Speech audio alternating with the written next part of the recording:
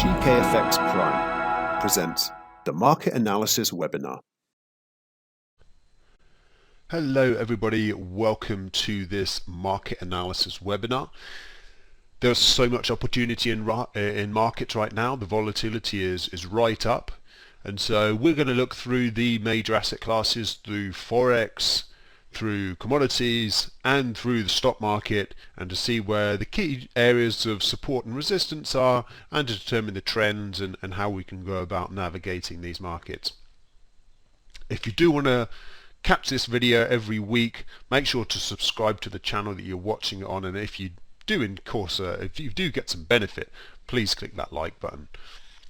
Now let's switch gears to the euro-dollar currency pair.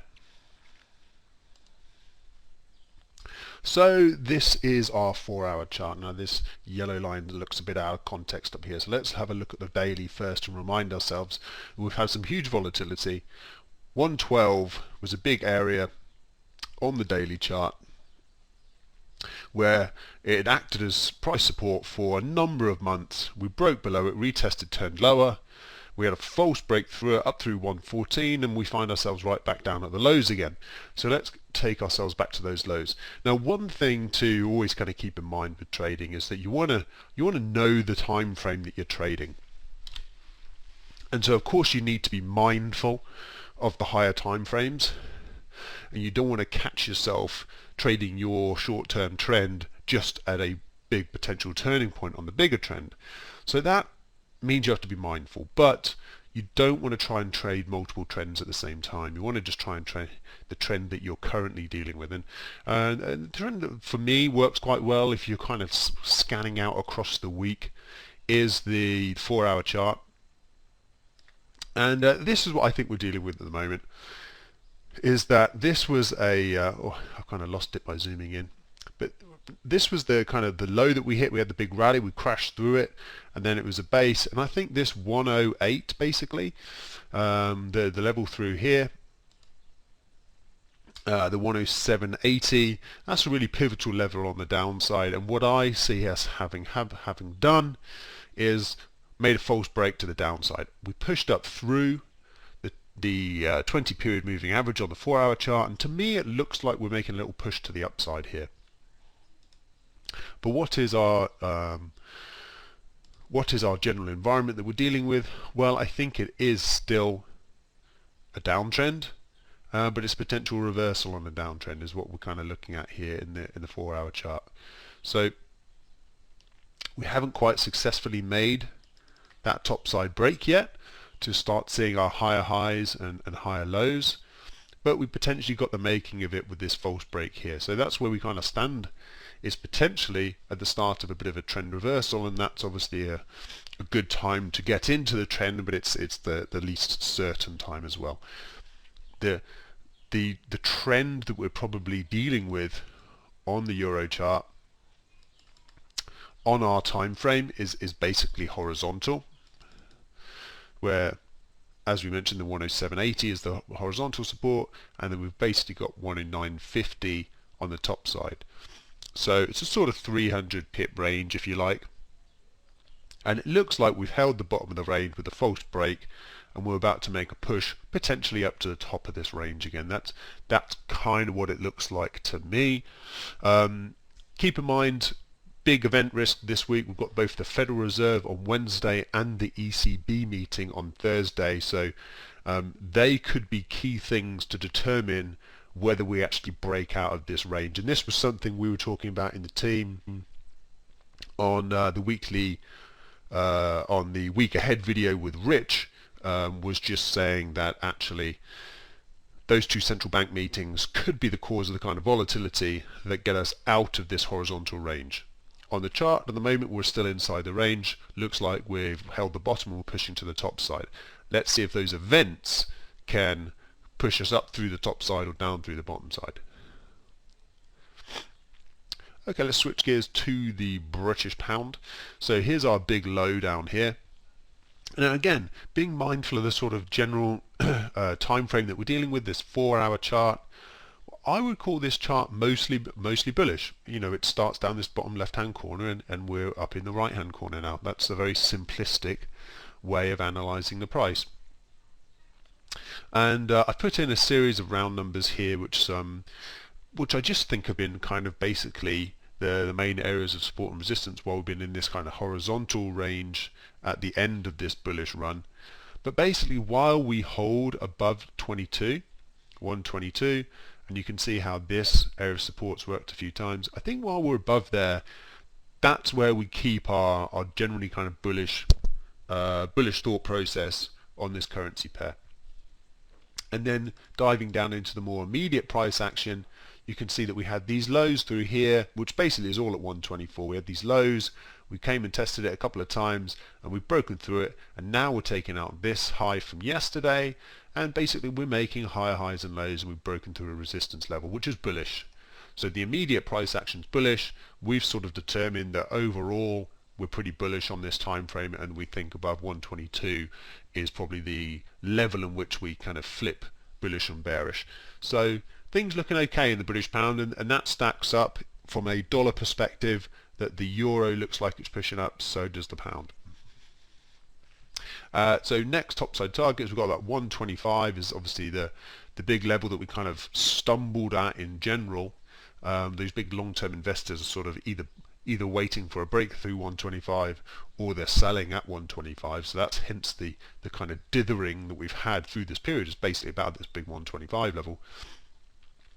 So I think it looks like under the current momentum that we get above 125 again, and we move up to challenge 126, and then that's basically the top of the range up there, and so that needs a test. So we'll deal with that when we come to it. Potentially some sell opportunities if you're taking this to be a horizontal range. This potentially 126, find some sellers, but as we said, the overall trend we think is probably still bullish. So generally eyeing a break of 126.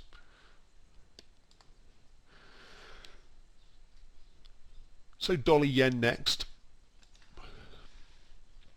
Here's our daily chart here, and you can see how important 107 is turning out to be. Big rally to the top side, the pull back to 107. The rally up came well short of the last rally, the highs of the last rally. Rallied up again, and each time it's roughly half the size of the rally. And so it looks to me like dollar yen is breaking to the downside, which again makes sense from a kind of dollar weakness perspective. When we were looking at that euro push to the top side, that pound push to the top side, and this dollar yen drop, all of that spells dollar weakness. So that's what we're looking at in terms of the price action. It looks like the dollar is starting to roll over. We're also seeing a pretty strong gold price as well, which always benefits from a weaker dollar. But we haven't made the break yet. But once we do, given that it's held for so long, we either get a false break, and we can make some major moves to the top side. I would say that's the least likely scenario. What it looks more likely is that we're going to get a firm break below 107, and we target 105 in pretty short order, and then potentially the big levels down here at 100. So the Aussie is still ripping and roaring.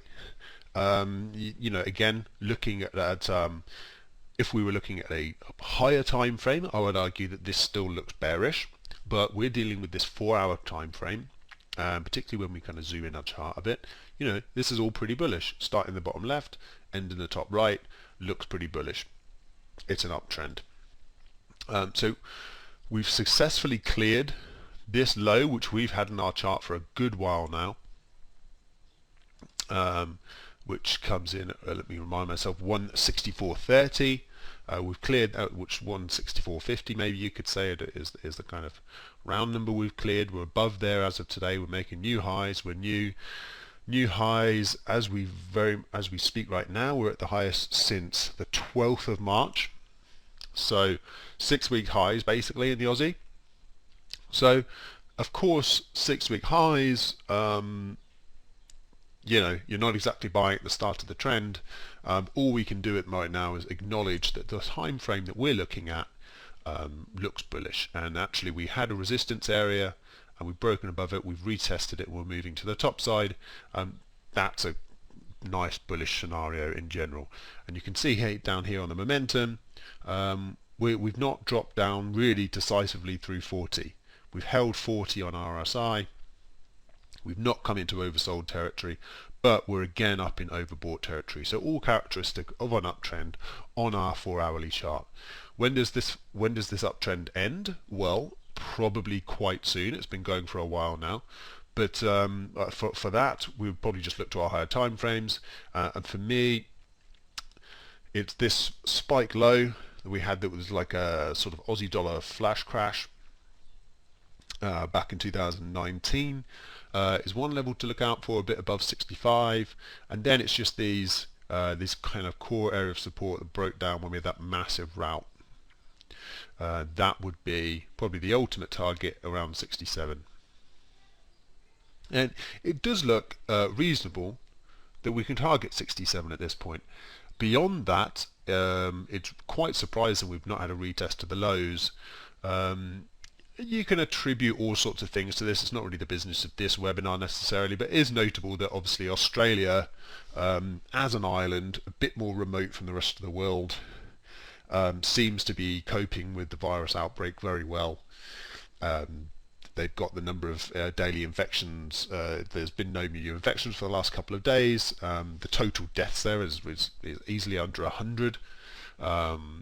So compared to other developed nations, obviously doing marvelously, and they're reopening the economy. So and they're also tied to China, which seems also to be on the road to recovery. So there's a few things here suggesting that maybe Australia as an economy might outperform the likes of Europe and the US, which are going through a period of difficulty, and maybe their currency can benefit from that. Again, there's lots of theories, but that's one to keep in mind.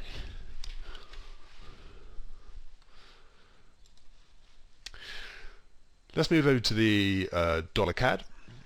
So again, thinking about the time frame that we're trading on, basically thinking about this as being a horizontal range. Price is basically going nowhere. It's going up. It's going.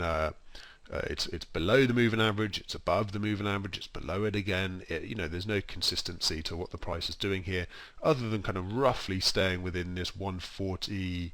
139 maybe on the downside, 143 on the top side, and then slightly more firmer levels that I've drawn in here through these peaks here, which I'm kind of eyeing as the kind of more tradable areas of the extremity here. So from a kind of dollar weakness perspective that we were looking at in the other currency pairs, stands up to me that 140 is held, and there's been a bit of buying interest there, but nothing. It doesn't look too nothing too standout bullish for me from this 140 level. I wouldn't be surprised to see 140 give way, and then that's when we come back down to this 139 level, which if I actually draw it in, I think it's pretty much 139 is a little bit below the level I've got in. Not much though. Something in there. A retest of 139 seems probable, and then at that point we're still in our trading range, but we've got to think about the possibility that maybe it rolls over and breaks to the downside. Any particular indication of that on the top side? Well, we obviously had the massive rally, and at the moment we're trying to kind of base out after the correction from the rally. So if we're looking kind of short-term dollar bearish, maybe we'll come down to test 139, and that's like the inverted head and shoulder for us to eventually push to the top side. That's one possibility. Or maybe we just test this big 137 level, which if I remind ourselves on a weekly chart is kind of where we broke out from to make this kind of bullish break up here.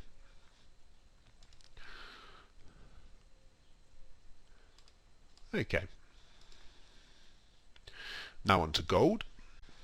Now gold also similar to the pound, I want to say, where actually it's generally a bullish environment, starting in the bottom left, ending in the top right, but more recently a bit more range bound.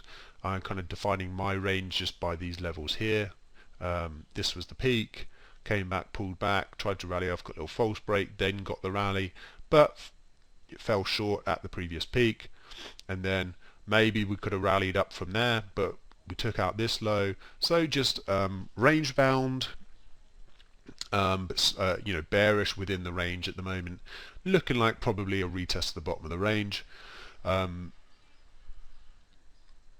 But 1700 is basically the kind of critical level that we're looking at, and if we can push, and if we can kind of generally hold 1700, then we're still, generally still, I think we're looking good in gold. Either we come down to test the bottom of the range, or we can just get some bullish action from the middle of the range to suggest we're going to break to the top side without a bottom of the range test being necessary, perhaps from this launching from this 1700 area. So I think generally we're still, especially while we're above on our kind of 4-hour perspective, while we're above this 1670, we're still feeling generally fairly positive about gold. Below there, I think the trend's kind of short-term 4-hour-ish trend turns a bit more negative. We probably keep a longer-term perspective bullish on gold, but from a trading perspective, maybe we're looking for more shorts if we drop through that 1670. Now over to the oil market. Now, I know everybody's been describing the oil market as crazy, and obviously there are a lot of crazy things about what's happening right now. We had another 25% plunge in the front month oil contract yesterday. So that's the June contract now. Do you remember it was the May contract that fell into negative territory last week? Now we're into the new contract, which we call the June contract, but it actually expires in about a month in May. And so as we head towards that expiry, and the US is running out of crude oil storage, there's a risk that this month, the June month, turns negative again. But keep in mind that this market that we've got here is a WTI spot market. So it's trying to replicate current. It's trying to represent the current market price, but it's not completely, not completely reflective of what's happening in futures. Just sort of try to look at this chart and see it as generally reflective of the oil markets. It's all based on very much real pricing, but it's not completely that front month oils contract. And best to just contact your account manager if you want more specifics on how these contracts work and how you can best do the kind of trading you're after, while minimizing your risk, of course.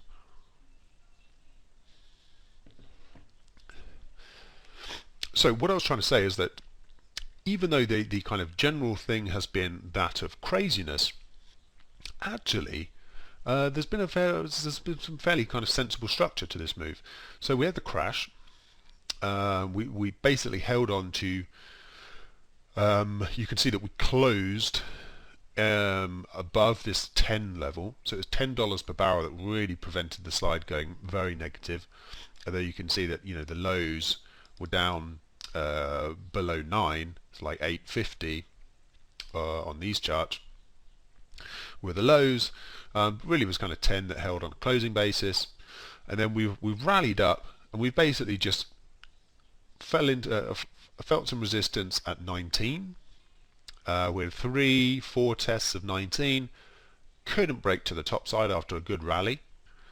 We started forming a base basically around this second. We had the 1 and then the 2, and then that second peak was the support area, and then we broke down through it, and now we're trading lower again. So there's a certain sensible structure to it. Actually, we're kind of trading off highs and lows, and because of the volatility in the market, these are huge percentage moves that are taking place, but in a kind of structured high-low breakout, very much a tradable manner. And so more recently, what we've had is this low through here, and again you can see that the lows were put in. We tried to push to the top side, failed, held the level for a small period, and now we're breaking lower again. Now, this is a bearish market. Again, we've got to talk about trading our time frame. This was flat up here, but this more recent action, very bearish, had the recovery, and now we're dropping. We're below the moving average. We're trending down. We're breaking. We're not coming anywhere close to highs. We're breaking lows. This is bearish. But of course, the big question is, can we pick the bottom in oil? And it's risky. We've got this risk of negative oil prices out there. But if you are minded that way, to try and have a go at picking this bottom, I think logically the areas of support you're eyeing, basically this 1175, which was this when we first rallied up off the lows, we pulled back, and that was where we've held the support. So that'd be one area to look. Then it was basically where the sort of closing prices came in, which is just above 10.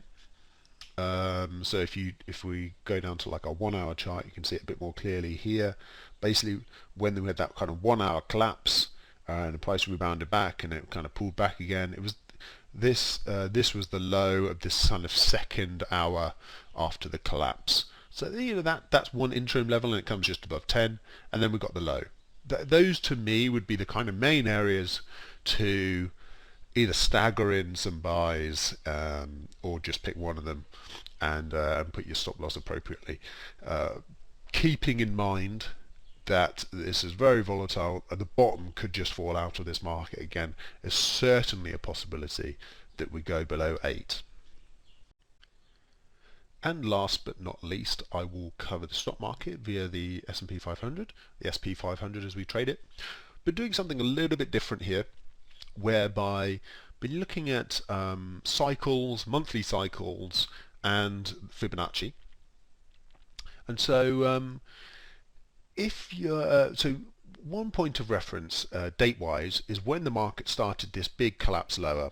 It was around February the 21st, and actually it was around then that the virus really started entering the public consciousness in the West.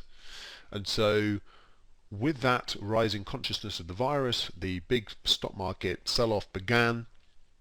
And actually, if you look at it as the 21st of February, the market basically bottomed almost exactly a month later on March 23rd.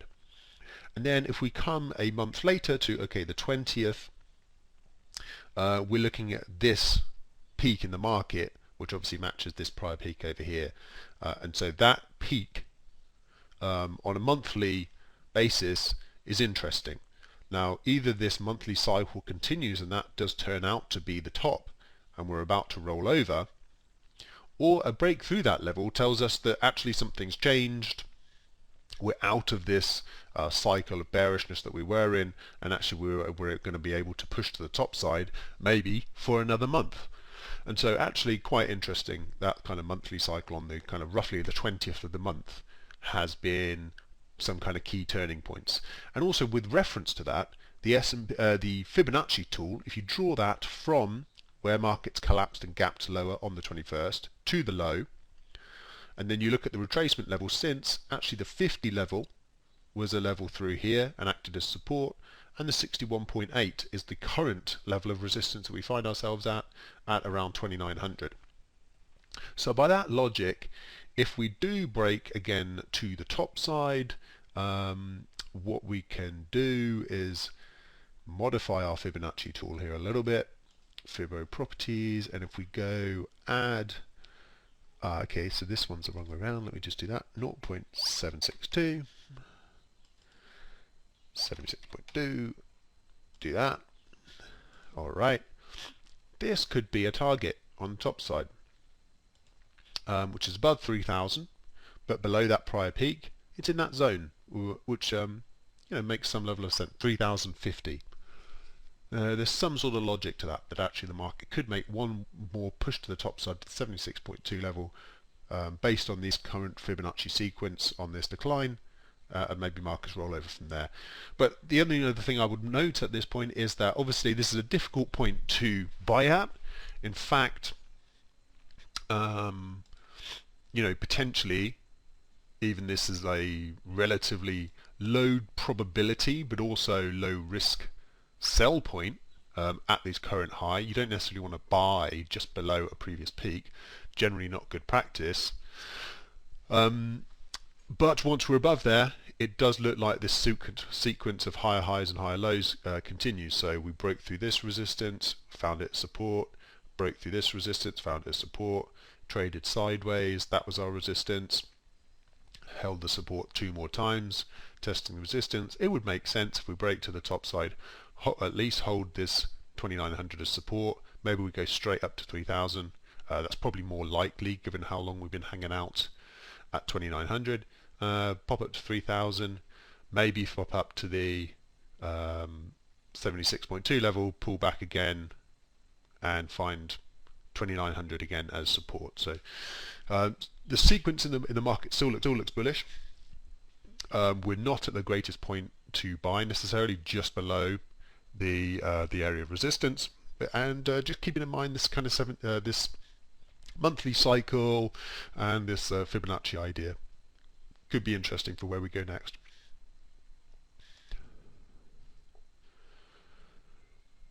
Okay, thank you everybody for attending the webinar today. Hope it was useful to you, and again, if you are getting some use and you think others will, please click that like button, click the follow button. It helps the algorithms in the social media channels that you're watching this in. Good luck with trading this week. Thanks everyone.